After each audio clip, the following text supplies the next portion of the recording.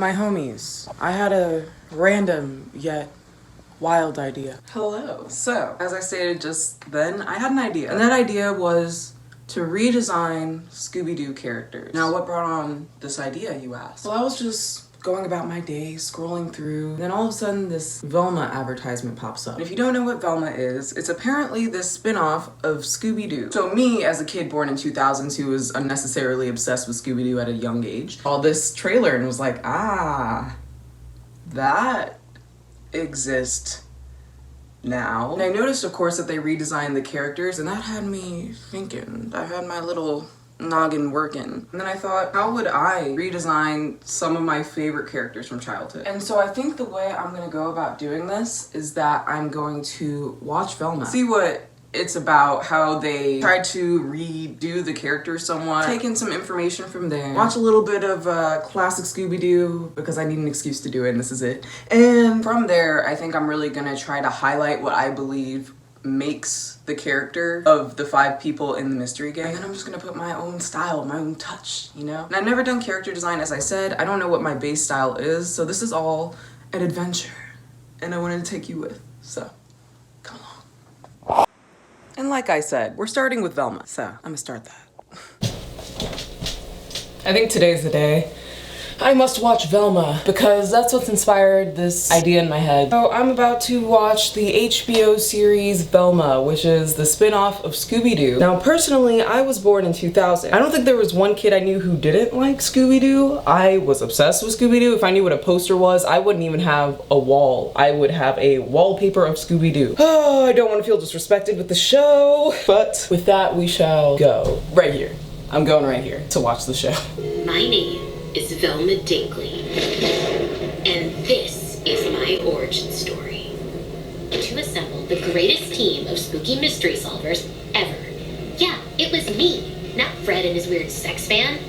This is my story. I can already feel the vibe. It's gonna happen. I can envision it.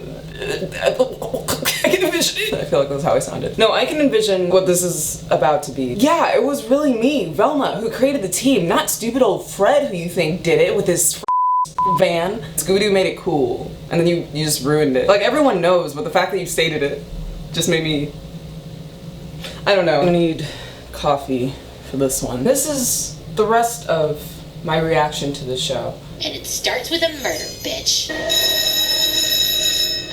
Ugh, this school sucks. There's gonna be spoilers, but I don't think you're gonna be that disappointed by it. I mean, you're gonna be disappointed by what it is, not necessarily the spoiling part. There were 2 roaches.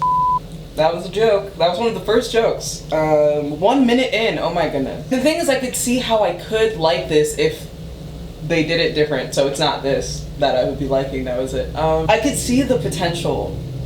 I think they were kind of trying to have that adult, you know, humor, that like gruesomeness that Rick and Morty has. I'm not even knowledgeable, but I feel like Adult Swim, what was that, Robot Chicken, where you just have tons of skits that just let you be as crazy and creative as you want to be. That, I think, changed the adult animation game, and then Rick and Morty is the other phenomenon that I think changed the animation game. 2 roaches, that's where we're at, okay.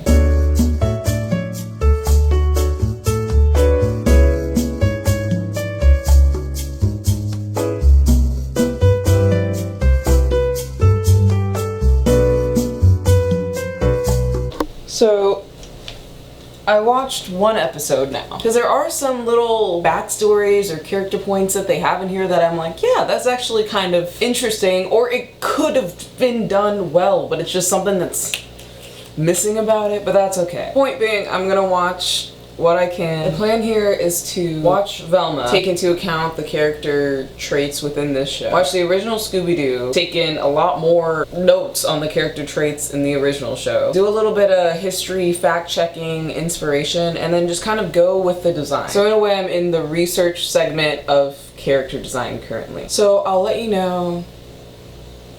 I'll just let you know. So come to find out, Scooby-Doo's not even in Scooby-Doo. I finished the 4 episodes. Here's the thing. I watched all 4 episodes. So yes, the show definitely did some revamping to the characters themselves. Let's talk about it. Now, of course, what you love about Scooby-Doo, other than the fact that it's a mystery, which gets your brain going, so I feel like it's a fun genre anyways.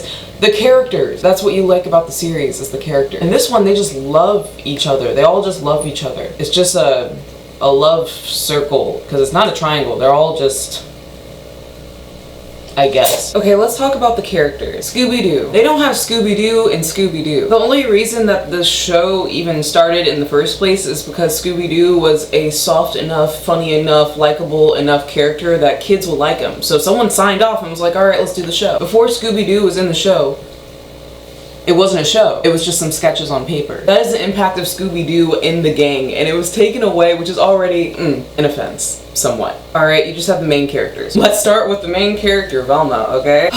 So Velma, I feel like Velma's never been anyone's favorite character in the franchise, ever. Which is kind of, I guess, the joke here, the runoff. Because the whole show, she just complains.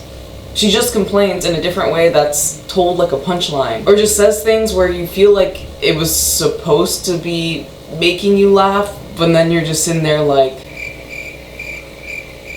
I kind of like, in a way, what they did with Daphne's personality, because I feel like they kind of combined different aspects of her, but at the same time, it's just the show altogether made her lame. I think I kind of like what they did with her character personally, but the rest of the show just made it like, The jokes were also a miss, but the character itself, I think, wasn't a miss as much as the ones I'm about to talk about, such as Scooby-Doo not existing and Shaggy that I'm about to rant about. And Fred. Fred was a friend until this freaking show, my friends. I think in the Scooby-Doo series, Daphne can be pretty, dangerous prone?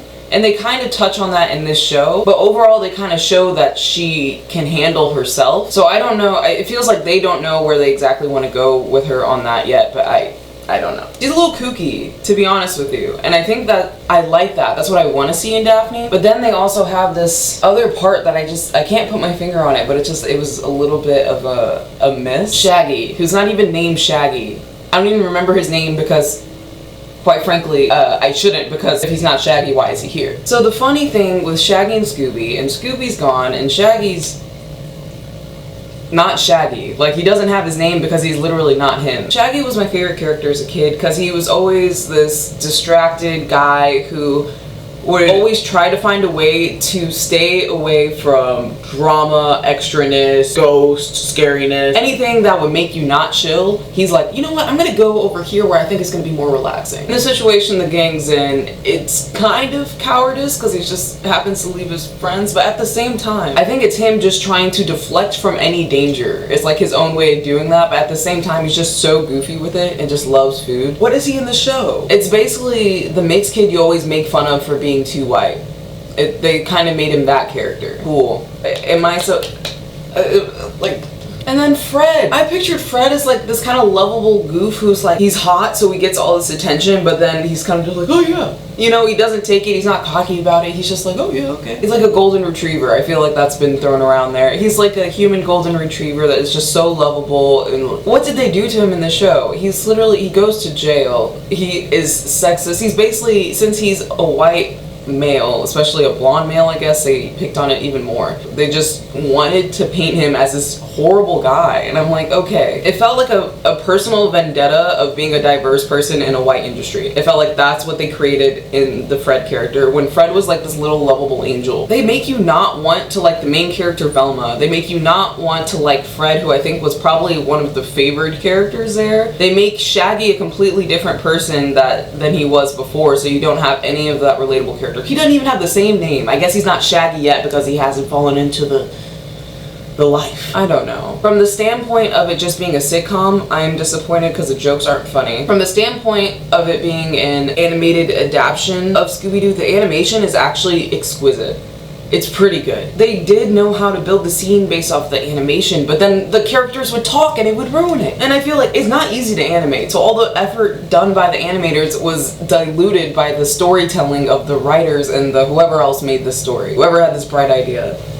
So for the Mystery Gang, I came up with a few words I felt like really described the epitome of their character. From my interpretation of the show that I've watched, what are the characteristics that makes each character that character. And the list I came up with is Shaggy. He's a bit of a coward, gets distracted easily, scaredy cat, food lover, clumsy, and accident prone. In Velma, he's this kind of underappreciated try-hard. I don't know how you're supposed to feel for or about him, but I felt like he was the most contrasting to the actual character out of all of them. No, Fred exists, so that actually, I feel like Fred and Shaggy were the least represented correctly, so I don't picture him as a serious guy. I picture him as a guy who just values chillaxing over everything, and to him, the definition of chillaxing is eating. He's the type to try to stay out of the way as much as possible, the mediator, non-confrontational, quirky, obscure, hobbyist. I picture Shaggy to be the guy that had so many different jobs because he would get bored staying in one for too long. So although Shaggy seems like this guy who would be dumb, I feel like he's smart in unexpected ways because he had so many different hobbies and jobs. Velma's supposed to be smart, analytical, a science lover, and that's why she's also skeptical of all the situations that the mystery gang has ended up in, apparently. And honestly, she seems just like this very, I don't want to say monotone, but very character. And then when she has some personality, she seems more sassy or rude than anything. For Daphne, she's fashionable, most notably. When you see her, she's one of the most recognizable just based off she changes her look. I think Daphne has the most adaptability in character, and I think out of anybody, she's just quirky and kind of kooky.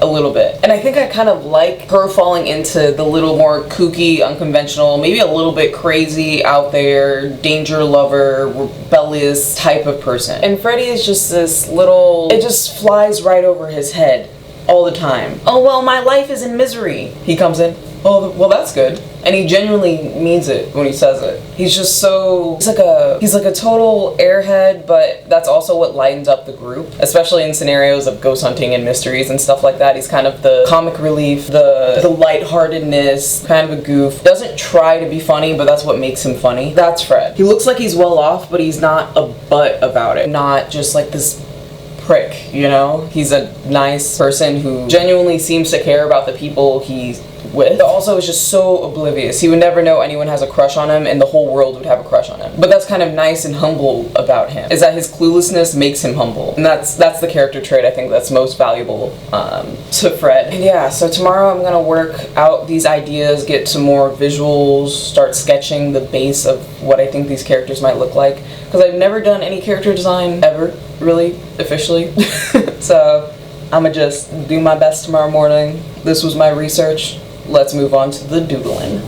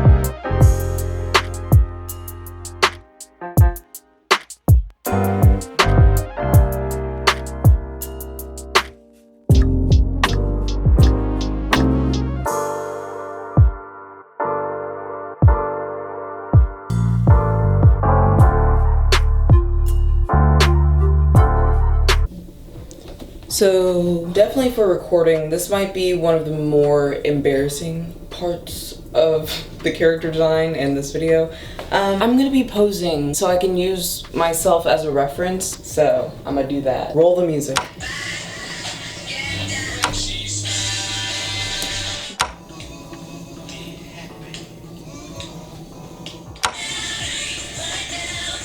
Alright, I did all the posing references I believe I need. Now I need to figure out the outfit and then just make the whole picture come together.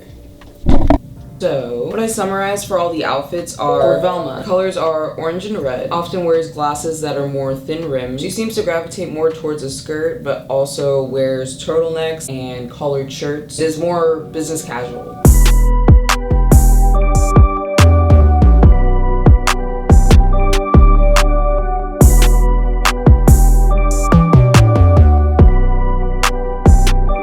For Daphne, her colors are purple, green, and pink. She oftentimes wears a dress and is heavily accessorized. Daphne as a character is just trendy. She knows what's new, what's up, what's relevant. She's most likely going to simulate the time period the most because she is the trendiest one.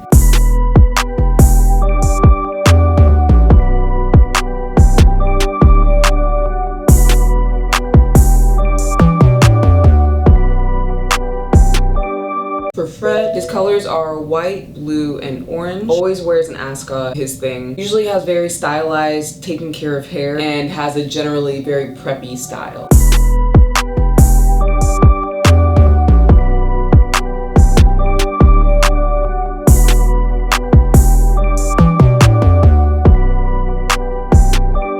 And for Shaggy, his colors are green, maroon, and sometimes brown. He's likely to have kind of overgrown or unkept hair. He's not the type to keep up with things. He always chooses to chillax instead. He's often wearing some loose pants, kind of like cargo pants, and things that you can move around and do things in. And his style is generally just more comfortable, as in he just would wear things that are comfortable over stylish any day. That's Shaggy.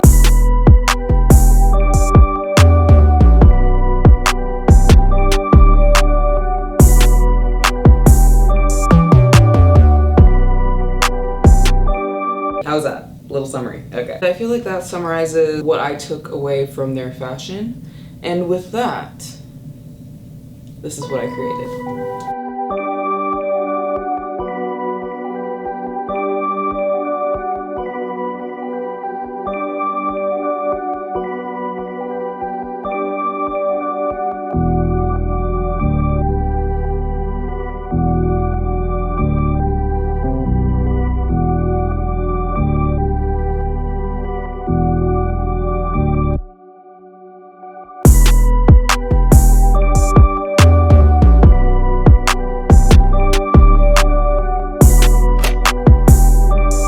Hello, Mystery Gang?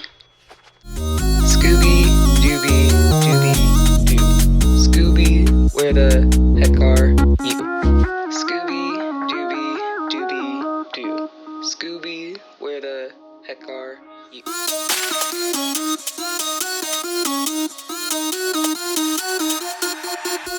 So for my version of the Mystery Gang, it's actually interesting. In my story, they meet through school, but not just any other ordinary school. It's supposed to be this school of special, talented people. If they seem to excel in something particular, then that school most likely has an interest in them. And the school was actually brought up by this kind of kooky guy who ended up being rich and just didn't know what to do with his money. Fortunately, he could never have children, but he always had such a interest in the future generation excelling and being something different. So he decided to create the school of the special generation of the future. So Fred, Shaggy, Daphne, and Velma all were brought to the school for their special abilities. So we have Fred, the public speaker. His favorite class is homeroom, so he can go over the schedule with the rest of the class. The thing most people don't know about him is that he's also very good at fixing things, meaning he can usually disassemble things and put them back together like it's no problem. It's a small hobby of his that he doesn't even brag about, but it comes in handy. He does come from this more affluent family because their family business is with winter wear and scarves and ascots. I took that one from Velma. And the family business starts with the ascot, thus he has great pride in wearing his family ascot, basically. My version of Fred is very fluid in most senses of the term, but also he's like this magnet that a lot of people are attracted to, but if there's any flirtatious nature to it, it's completely over his head. He has no clue. It's not even in his train of thought to think that you were flirting with him, which makes it very funny.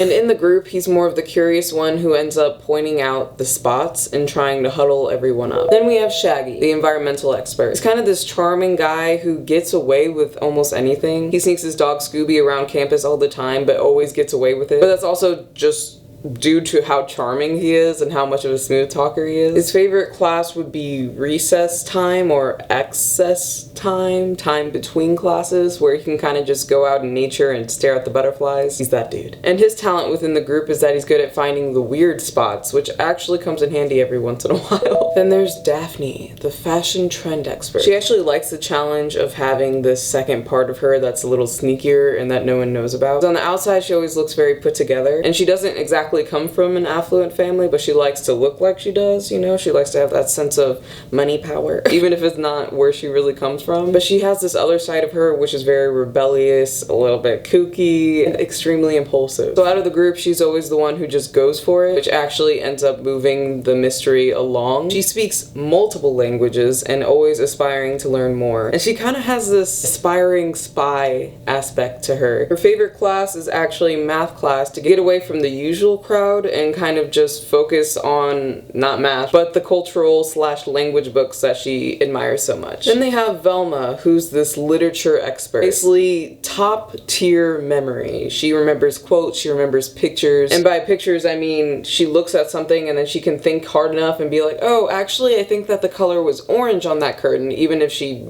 didn't seem like she was paying attention that much. She's not used to working with other people, which is why she seems a little more misunderstood, but then she also always seems to grow warmer to them. She also takes notes frequently to look back on things and kind of reflect. Since there's so much information that stays in her brain, she takes note of what is most important, or what she thinks is most important, so it doesn't get distracted with all the rest. And once you get to know her, she has this very kind heart, and she, in the group, is always the one who brings the snacks, gets the water, makes sure everyone's taken care of on the things that they never think for themselves. She thinks about those small things for other people, even though it probably goes unnoticed. And that, ladies and gentlemen, is our mystery gang within this story that I built of this talent school that they go to, within this mystery club that they join, due to, let me tell you the story. So the way that they actually really came together is that they all went to this school and they all wanted some time for themselves. That's kind of the thing they have in common. Velma's not a huge people person, so she kind of just likes being by herself anyway. Shaggy likes to take moments and just appreciate nature and not be bombarded by all the work and things that he needs to do. Daphne has to keep herself together so much that she just needs a break in order to keep it together. And Fred, I think he just kind of coincidentally stumbled into the situation type of guy. They all were kind of trying to build this club so they can have an excuse to skip class, essentially. And then there's another person who was thinking about joining, but the day after they met, she disappears. And that's when it becomes the mystery gang, the Scooby Squad. But that's actually when they decided, we're gonna investigate this, and then that kind of, you know, translated to, oh, maybe we'll do this as a curriculum in school, and then we'll get funds from our rich old principal, who's pretty crazy over here, in our cool van that the principal paid for too. I'm gonna try to tell you the scenario. I'm trying to really build this character in your mind, okay?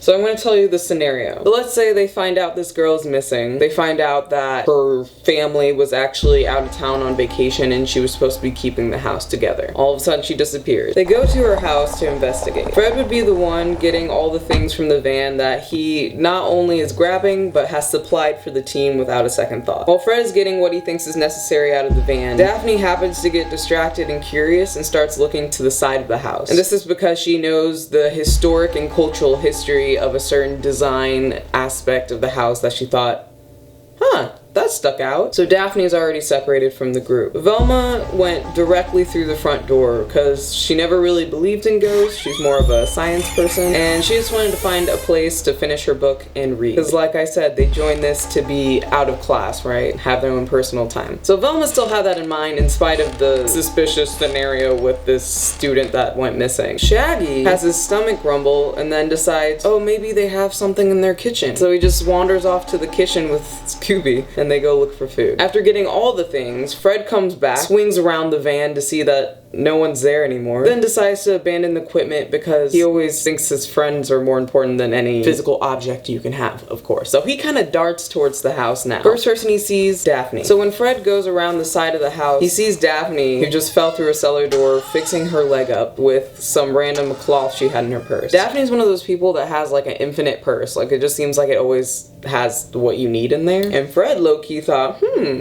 that fixer-upper attitude's kind of cute, Daphne, but I'm not gonna say anything. So they're gonna have this whole little dynamic where they keep flirting with each other, but they keep missing in just funny ways. Like, it's just the timing hits wrong for both of them each time. So this kind of sets up what each character would do in the beginning of a mystery and kind of how their character is and acts in my creation of the Scooby-Doo mystery gang. Yeah, that's basically it. I created Scooby-Doo characters of my own in a way. So I believe we've reached the end of the video, and I have one question for you. Would you be into this story if it was made into some type of animation or adaptation? I mean, of course, it's just the beginning of these characters and it's not the actual storyline that gets, you know, juicy, the plot, the climax, all that. We don't have that yet. But if we're just starting to build cool characters into a show, would you be into this show? Yay or nay? And if nay, let me know what you would change about it or kind of what your story would be, because I'm super curious about that, and I'm sure you're a better writer than moi, this gal, me.